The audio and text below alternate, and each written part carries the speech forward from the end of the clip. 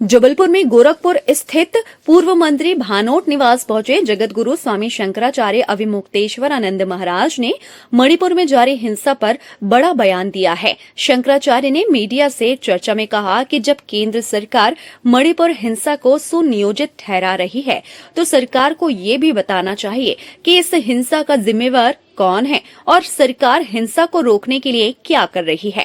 मणिपुर में जारी हिंसा देश के लिए बेहद चिंताजनक हालात हैं। इसके अलावा मध्य प्रदेश की पूर्व मुख्यमंत्री साध्वी उमा भारती के शराबबंदी का समर्थन करते हुए शंकराचार्य अविमुक्तेश्वरानंद ने कहा कि शराब ने देश और समाज को तबाह कर रखा है। उनकी जो जानकारी होगी नीचे करो ना, उस आधार पर वो कह रहे होंगे। इसमें हम क्या कह सकते हैं, हमारी तो उतनी जानकारी नहीं। हम लोग तो ये देख रहे हैं कि हिंसा लगातार हो रही है और उसको रोका नहीं जा रहा है, जबकि भारत की सरकार सक्षम है। अभी तक देश की जनता आशा करती थी कि जिस भी कारण से हिंसा भड़क गई, कभी हिंसा भड़क सकती है, लेकिन उस पर समय रहते काबू पा लेना उचित होता है।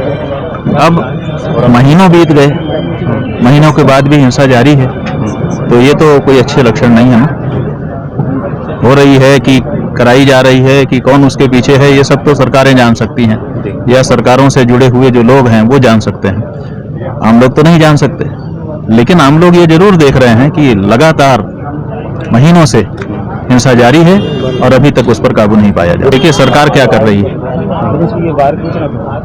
यही सवाल है कि अगर किसी के गलत मंसूबे हैं तो उनको सामने लाया जाना चाहिए और उनके विरुद्ध कार्यवाही की जानी चाहिए। सरकार का ये काम होता है। तो जो सरकार है वो हिंसा पे काबू पाने में असफल रही है और कुछ लोगों की बात कर रही है। वो कौन लोग हैं, आप सामने लेके आओ ना, उनके ऊपर कार्रवाई करो ना, कोई मना तो नहीं करे। देखिए उमा भारती जी चाहे जिस भी कारण से वो बात कह रही हो, लेकिन वो बात इतनी वजनदार है कि उसको कोई इनकार नहीं कर सकता। शराब से जनजीवन त्रस्त हो चुका है। जितने अपराध हो रहे हैं उनके पीछे मुख्य रूप से कारण अगर खोजा जाए तो शराब ही निकलती है। सारी बहनें समस्या में हैं।